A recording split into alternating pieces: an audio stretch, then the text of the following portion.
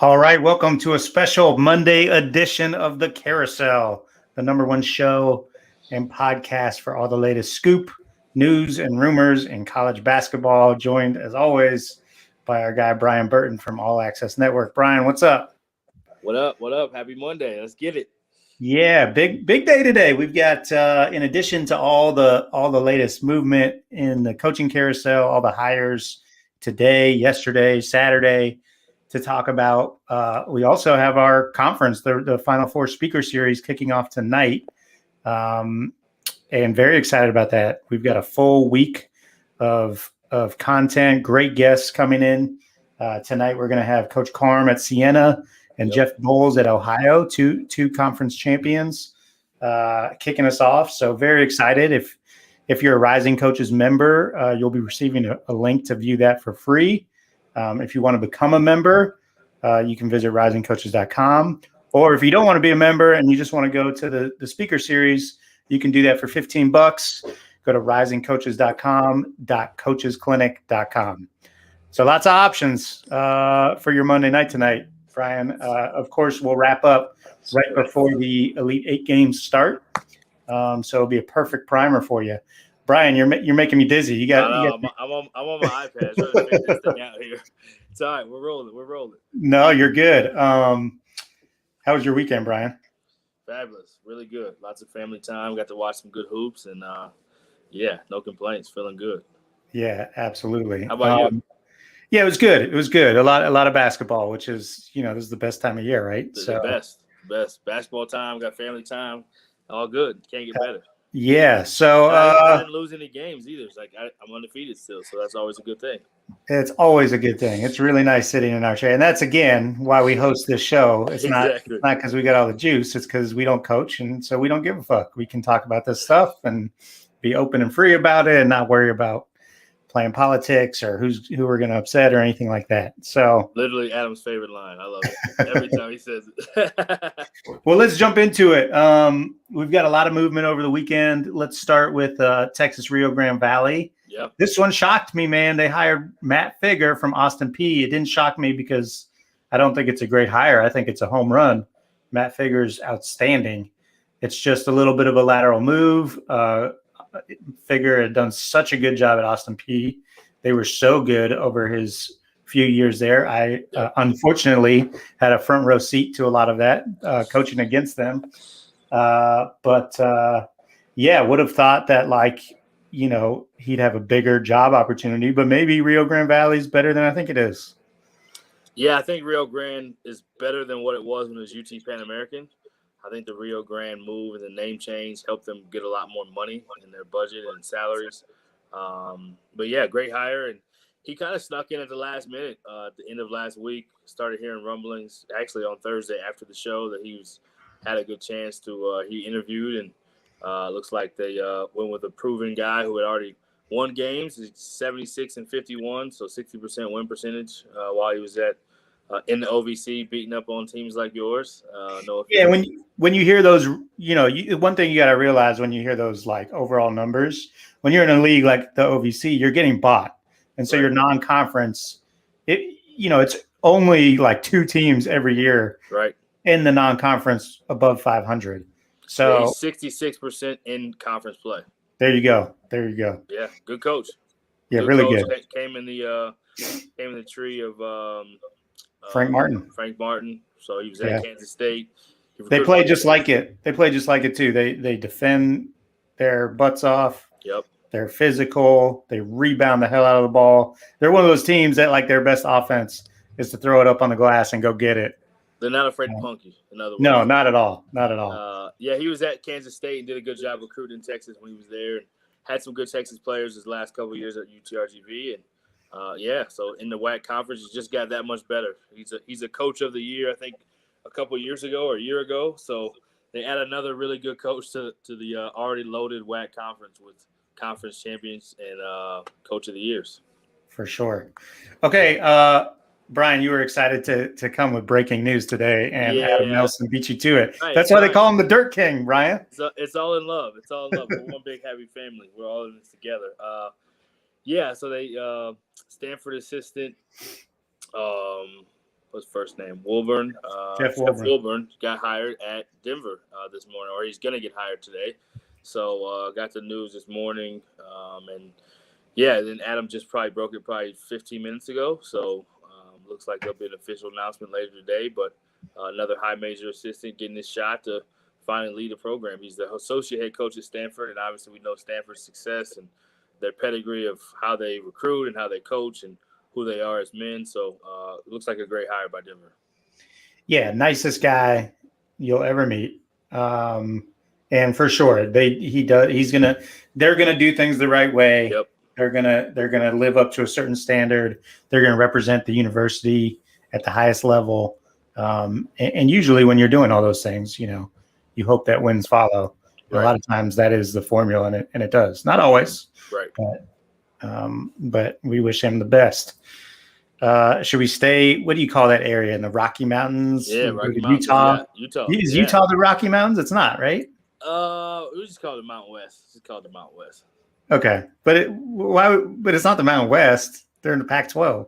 Well, true. So Utah would be Rocky Mountain. You call it Rocky Mountain region. What is that region called? Like Utah, Colorado? More or less Rocky Mountain. The Rockies. Okay, we'll stay in the Rockies. We'll stay with that. Craig Smith. Craig Smith is their guy. It seemed like they took a run at Alex Jensen. Like, what happened there? Do you know? That was the hot name. I think Alex he turned down the job. He turned it down. I think they offered him the job. I think that he did not take it, and so therefore they went to the next choice. I think they were pretty hot and heavy after Johnny Bryant as well. A good friend of mine at New York Knicks, associate head coach who did interview for the position. They did interview him. They sought after him and Alex Jensen. I think with both of those guys, so Johnny used to work for Utah Jazz. He played for University of Utah.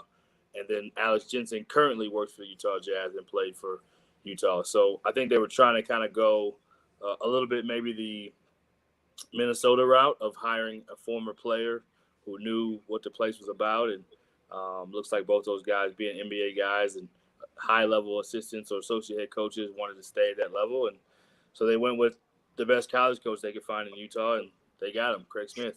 Well, that's how like perfect example. Like you take a run at someone, but you do it quick. You do it really quick. Yep. And that way, if you strike out, you still got your plan B right there. And it sounded like, between the time that Jensen pulled out, or sometimes people say they pull out, they really just don't get the job. Right. But either way, it was like a bang, bang thing. Yep. Jensen out, Craig Smith hired. That's how you like to see athletic departments run. But obviously it's not about like their process. It's about the end result. Getting the right guy. Yeah. Yeah. And to their credit, I think they probably wanted to hire an alum again, which is cool that they want to go that route and at least honor those guys in that way. And they went straight for who they wanted as a college coach. So, Craig Smith has done an unbelievable job in Utah State in the 3 years he's been there. I think at-large bids every year, more or less, or won the tournament 2 of the years, got an at-large 1 of the years, if I'm not mistaken, or would have because of last year. They won the conference tournament last year, but there was no tournament, no NCAA tournament. Right. So 3 tournaments in 3 years, an NBA draft pick who they didn't recruit, but they did a heck of a job with Sam Merrill. 72-24 at Utah State. Woo! Pretty good. 72-24. That's winning at a high level. No doubt. All right, so that opens up Utah State. Yeah. Which really is an unbelievable job. Yes. And by far, if you haven't Googled their fan base or watched the YouTube of their chants, I believe that we will win. Oh my God, it gets you fired up every time. We played there when I was at Mississippi State. They smoked us. We were not ready for that environment. We showed our guys the videos and everything, trying to warn them, but it's different when you're there in person. No for doubt. Sure. No doubt. I got a couple good stories of my time at Fresno State playing over there. We lost in overtime. We were up, and I don't like to relive that game. So anyway, who do you like for Utah State? I don't know on this one. I think a couple guys that need to be mentioned are just 2 guys that have won conference championships in this state. So Mark Madsen won a conference championship in the state at Utah Valley. So I think he deserves mention. Won a co-WAC championship with Grand Canyon. And then Todd Simon. I mean, he's going to the WAC as well from Southern Utah, won a conference championship there. Craig Smith was coming from a kind of a lower level Division I conference before he got there. So those guys seem to fit as far as being Utah guys and having just come off championships. So those are names that came to mind for me. Obviously, you want to think about the assistants, Eric Peterson, David Ragland. I don't know if those guys would have an opportunity, but those guys definitely deserve to be mentioned as well. Yeah, Rags has been in it a long time. Peterson, too. I think Peterson might have been at South Dakota with Craig Smith. He was. And he was a JUCO head coach before that at Wilson State, if I'm not mistaken. And then David Ragland was a head coach at he was a head junior college coach, really successful. Vincennes, right? Wasn't he at Vincennes? Vincennes, yep. Yeah. Did Ragland interview for this job or maybe Valpo? He came close on a couple jobs. I think he's been close on a couple jobs. Yeah. So we'd love to see him get this could be his breakthrough. Yeah, we'd love to see him get the nod. Considering the minority hires, I don't know if Utah State's quite ready for that, but we'll see. We'll see, right? If they're not ready, Eric Peterson would be a great pick as well. You love to see continuity. Yep. You love to see like the hiring from within. Yep. You got a good thing going. Don't mess it up, right? Yep, I agree. Those guys have earned it. I think that's the hardest part when you're an assistant. You do such a great job, and your head coach moves on. It's like, well, we were a part of that too. Somebody should probably get a shot. So those guys deserve mention. Crazy business, right? Right, Brian? You can lose your job, but you can also win too much, get your boss another job, and you get left out in the cold and find yourself out of work. Either way, you're sitting there scrambling, trying to find something. Sometimes those guys get a job and they don't bring you with them. Yeah, I mean, it's just the reality. It's how it, and sometimes that's how it has to be, not necessarily right or wrong. Whether we like it or not. Exactly. Okay, this is the big one, Indiana. Mike Woodson, we talked about him on the show last Thursday. I had heard it was down to him and Calvert Chaney. Man, people are giving Mike Woodson a lot of flack, like he's never accomplished anything in his career. I kind of like the hire. They're acting like he's a terrible coach. Yeah, the guy won a ton of games in the NBA with shitty teams. I know it's different. I know there's a lot more that goes into coaching college basketball, but I mean, it's also still the same sport. It's still the same. It's still the same orange round ball that you want to put in the hole and stop the other team from doing it. And like evaluating and recruiting. I mean, if the Thad Matta thing was smart. Yeah. And that makes you think like they're going to put together a great staff. Well, the Thad Matta thing too, the way I understand it, the Thad Matta thing, he's not actually taking up a coaching position either. So correct. You'll get to hire 3 associate head coach if you want and 2 assistants. So those will be the biggest things that help Mike Woodson be successful. It's not a matter of if he can coach or if he is charismatic enough to galvanize the fan base or motivate players or whatever. It's really just about him making the right hires. As an NBA guy, I think that's one of the biggest things that help you be successful. We just talked about Mark Madsen. We've seen Juwan Howard and his success. I know. Yeah. I think Goodman came out with an article about how this is not the Juwan Howard hire, but people didn't think the Juwan Howard hire was a great hire at the time. Damon Stoudemire, Penny Hardaway. Penny Hardaway just won the NIT. Just won the freaking NIT, yeah. Patrick Ewing took Georgetown to the tournament. Absolutely. Get the fuck out of here with this narrative. Exactly. I agree. So you just got to hire the right staff. Hire the right staff. And here's what I think it comes down to, too. I think where you've seen, and I don't know this for a fact, but this is just my guess. This is my take. Since everyone else putting their take out there, I'm going to give my take, damn it. I'm fired up. I got the COVID vaccine this morning, Brian. So I'm like. We got the Monday my man, Adam Gordon. I love it. No, I think this is what it comes down to. Like NBA, college, whatever. Are you like, are the relationships with your guys the most important thing to you? Yep. Clearly, Juwan Howard is fantastic about that, with that.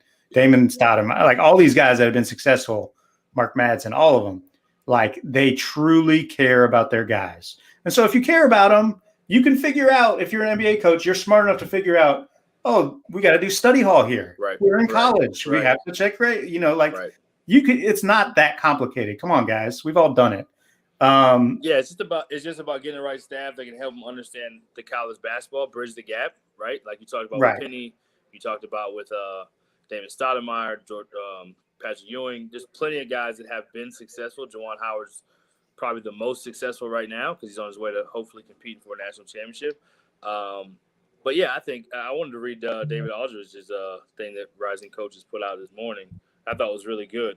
David Aldridge, ESPN says, hiring Mike Woodson, and I see Indiana basketball's hiring Mike Woodson, and I see a lot of college basketball cops are already killing the move before he's even coached a game.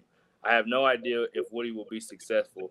Power 6 hoops is often way more than X's O's if you get the meaning, but I'd love to see a Venn diagram intersecting today's hot takers with those that said Michigan was crazy to hire an NBA guy, Juwan Howard, with no head coaching experience. B, and those who said Leonard Hamilton was a failed NBA coach, went to Florida State and hired him. I'm with you. I'm with you, DA. The Leonard Hamilton one's a stretch. That was like 30 years ago. Right. But I'm with you 100%. And I think everything I know about Woodson is like he's always the reason he's been successful with the Knicks. Like he had great relationships with his guys. Yep. And what else was I going to say about it? Oh, I'm so fired up. I lost my train of thought. Anyways, I like it. I'm sure they'll. Who are you going to hire if you're Mike Woodson? Who are you hiring as your assistant? Throw some names out there. Put me on the spot. Who you like? So we'll say this: the formula that Juwan Howard used. We'll use that example. Okay. He hired a head coach, Phil Martelli, which he's got. Phil Martelli, which he kind of has in Thad Matta, right? So he also retained Sadie Washington. Yeah. So I thought that was as important as anything. And then Howard Isley. He's your, guy that knows the recruiting landscape. And then you hire Howard Isley. And yeah. I do think Juwan Howard, because of his sons, is more plugged into the recruiting base and players and who's good and who's not than Mike Woodson. For sure. I would say you probably need to hire two guys that really are good. One's got to be really good in Indiana and one just good, period, to help you get players. I don't have any names. You got nothing? I got nothing. All right, I'm going to throw one out just top of my head. I haven't put any thought into this, but Kareem Richardson. Why not? I like that one. He's at Indiana State. He knows Indiana. He was the head coach at UMKC. I like that. He was an assistant at Louisville when they won the national championship. So he's been at that highest level of the Really good. That's a really good name. I like that one. Yeah, I like that one too. I like that one. I'll think of some more and we'll throw them out. If you think of some, just throw them out, okay? I would even throw out, to piggyback the Louisville thing, I'd throw out Joaquin Jones. Yeah. I'd throw his name out there. Been a head coach at Cal. Has been also won a national championship as an assistant. Has recruited at a high level. Has been out of it for a year. Has plenty of perspective. Has been networking, and I think he'd be another great one. So yeah, you need really good players, but you need really good people that also know how to manage and have relationships with those players, like you said. So those two names, yeah, great names. I like it. We're fired up on a Monday. Let's go. Let's go.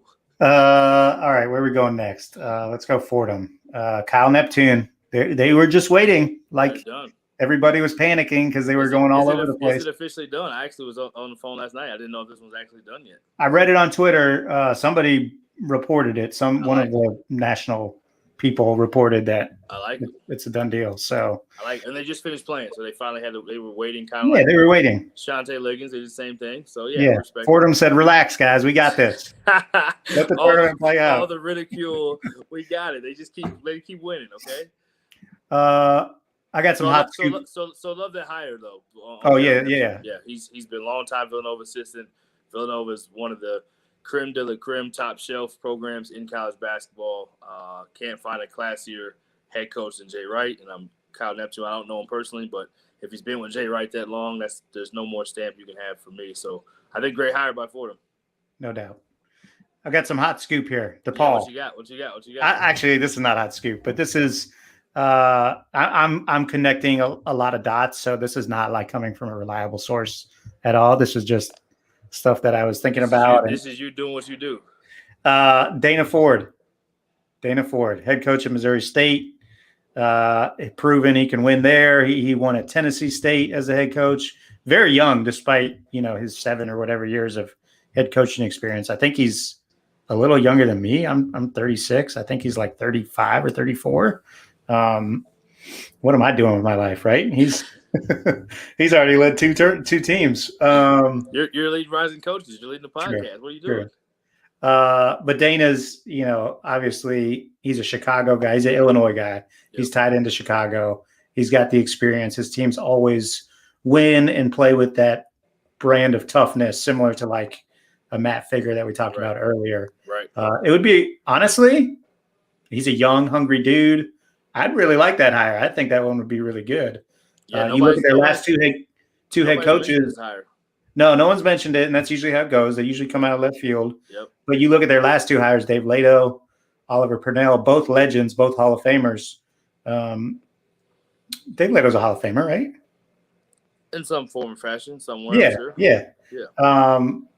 But both guys, like towards the end of their career, I think both were in their 60s when they took the job. Yep. Why not flip it and go with somebody in their mid 30s who's hungry and is going to be out there? I hate to say grind. Everyone, what does that mean? Right. You know what I mean? Somebody that's young is going to beat the pavement. Yeah, he's definitely about rolling the sleeves up. He's been successful with 2 programs already. He's turned around Missouri State, done a great job there. And there's no doubt about his work ethic and how relentless he'll be. And definitely a different change of energy. They kind of go the older, kind of OG veteran way, and it's been good at times, but I think it's time to probably change it up. I think Dennis Gates is another name that people have mentioned a lot for this job, and think that he may be the front runner now that Kenny Payne is supposedly no longer in this race. And people have mentioned Porter Moser many times and how much he loves Chicago, and that he may be interested. I find it a little hard to believe because he's doing such a good job where he's at and has such a culture there. But I like the idea of bringing somebody young, energetic, who's already proven want to win at the lower level. Yeah, and certainly Dennis Gates fits that bill to a T as well, and absolutely he'd be a home run too. Okay, I got some scoop for you at EIU. You want to hear what I got here? I like it. Scoop. So we got four people coming onto campus today. Nice. Not today. This week. We talked about it last week. Marty Simmons, former head coach at Evansville. Link Darner, former head coach at Wisconsin Green Bay. Yep. Rod Judson. I think he was on staff at Indiana. He's been in it for a long, long time. He actually coached the AD at Illinois many, many years ago. Got it. They have a personal relationship there. And then Armand Gates, younger brother of – is he younger than Dennis Gates? Brother of Dennis Gates. I don't know who's older. Brothers. Yeah. And he's at Nebraska, right? He is at Nebraska. So those are the 4 seeming to be finalists there at EIU. I like so we'll see what happens. We had a new hire. Oh, yeah, go ahead. College Charleston. Yeah, College Charleston hired Pat Kelsey. Yep. Pretty good hire there, right? Yeah, I mean, just after the year they had, he definitely deserved to be able to have a new job and move up the ranks. And College Charleston, obviously, a really big-time mid-major job. And I don't know that anyone did a better job coaching this year than Winthrop and what they did. So much credit and well-deserved. Yeah, absolutely. Pat Kelsey proven, really not just this year, but his whole time at Winthrop, he's been at the top of that league. And Winthrop's kind of been one of those jobs that people have gone and done well and moved up. Well, let's talk about Winthrop's a big-time low-major job. High level. Great they tradition. Said low major. They would consider themselves a mid major, but they're not. they're not a mid major. They're a low major. They're in the SoCon conference, but they could consider themselves the Big South. Big South, right? They're not a mid major conference, but like Gonzaga, these schools in these conferences, you know this, Adam. They like to consider themselves not where their league is, but where they are. Right. Well, that's great, and their fan base is that level. Yeah, for sure. And their tradition's that level, yep. But the reality is that they are low major, and their expectations sometimes are a little ridiculous. Preach. Randy Peel got ran out of there after, I think, going to the tournament or winning 22 games or something crazy. It was years ago. I'm over it, but. But a really, really good low major job, a great job for like an up and comer. It has been a really good stepping stone for a lot of guys. No question. Greg Marshall, of course, is the one that comes to mind. Yep. People haven't mentioned his name in a long time. We'll keep it moving. what names you got here? Any names you think would be good? Yeah, I don't know. I wasn't prepared for that. Let me think about it. Who do you All right, think? we'll come back. We'll come back to it. We'll come back to it. Okay, you got anybody off the top of your head or no? I don't. That's more your wheelhouse. I wanted to let you go first, but Yeah, it's my. we'll come I back. should know. We'll come back. South Carolina school. We'll come back to it. Speaking of South Carolina schools, let's talk about our guy Tony Madlock, South Carolina State, new head coach, Yes. NIT champion, Memphis' own, and longtime assistant coach. People kind of forget he did an awesome job. I believe, I'm not mistaken, at Ole Miss when he was the interim head coach for Yes. a stretch of time. Did a really good job as the head coach. And as we all know, hard to get these opportunities. You see guys like Deion Sanders going this route to go in the SWAC and MEAC. You see, what's my guy's name? That played with Mo Williams, that played with LeBron, that was an assistant, played in the NBA. He's a head coach in this at the same level, HBCU. So excited for Tony Madlock. Yeah, Alabama State. Yeah, and there's got to be no better feeling than like getting a head job, but like winning a championship and then taking your job. Like, absolutely, he just won the NIT. He's gonna get his ring. He's just like, mail it to me, guys. Mail it to South Carolina State. I'm out. Exactly, I'm out. And then you get to walk in as a champion. Like, yeah, exactly. That's big time. So yeah, I'm excited for him. He's gonna do well. Great dude, great recruiter, great basketball coach, and tremendous person. So excited for him. Yeah, really good hire. Well done. What do we got? UT Martin. Anything new there? You gave us some names like 2 weeks ago on their who they interviewed. What's going on? What are they waiting on? I've tried to kind of go circle back on it, and I haven't been able to have much success. Some of the similar names that you said. One was Link Darner.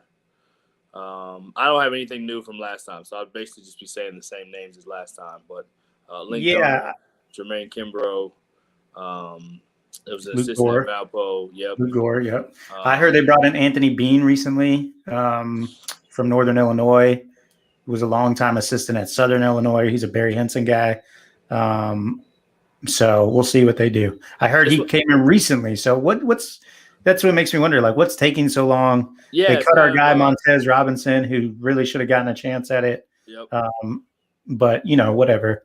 Yeah, I don't know. It's taking so long because this one was, they kind of knew the whole year, much even earlier than, again, rest in peace to both coaches at Stewart and Coach Hill, tremendous coaches and people, tragically passing away this year. But, UT Martin's known since the beginning of the year. And RGV, and maybe they didn't know they were going to open it, but they've known if you are going to open it, then probably want to move fast. Similar to UTRGV, they've already hired their coach. So I'm a little. But you don't know what's going on. They could be they could be grieving. Like, they could be. It could be like hard. You just don't know. It's an impossible situation that no doubt very few people, fortunately, have had to go through. No doubt, and I wouldn't wish it on anybody. And take as much time as you need. Just hire the guy you want. Yeah. Did we cover everything? No, I know there's still outstanding jobs out there, but did we cover the main ones? I think. What else do you want to talk about? Probably the main ones. There's a few other ones that are still open, but I don't know if anything's changed. San Jose State. What you got there? Not much. Not much. Not much at all. I think Marvin Menzies is involved. I think we've talked about that. I think he would be a great hire because he's a proven winner. It's a really hard job. One of the harder basketball jobs, maybe even in the country, because it's such a high-level conference, such a high level of play, and it's San Jose State. Just don't have the facilities, don't have the tradition, don't have the resources. So Marvin Menzies would be great because he knows how to do more with less. I did hear a name or two other, but they didn't make sense to me, so they're not worth repeating. So okay. Any names? Anyone else you want to hire at Indiana? Giving you another chance to hire an assistant there if you want it. At Indiana? Yeah, as an assistant. We got some open Texas jobs though. We got an OU job that's open that's pretty big. We got a Texas Longhorns job that's open that's pretty big. We can talk about some of those. We got Corpus, we got Lamar. Yeah, what do you want to start with? Let's start with Texas. Let's start with the flagship. We got Hofstra still too. So we got a few left before we close. Okay. Yeah, we got a few more minutes. Why not?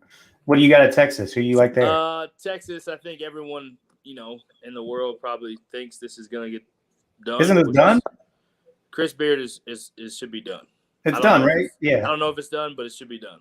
It sounds like it's done. I think it's done. I believe it's done. We're calling it done on this show. I believe it's been done.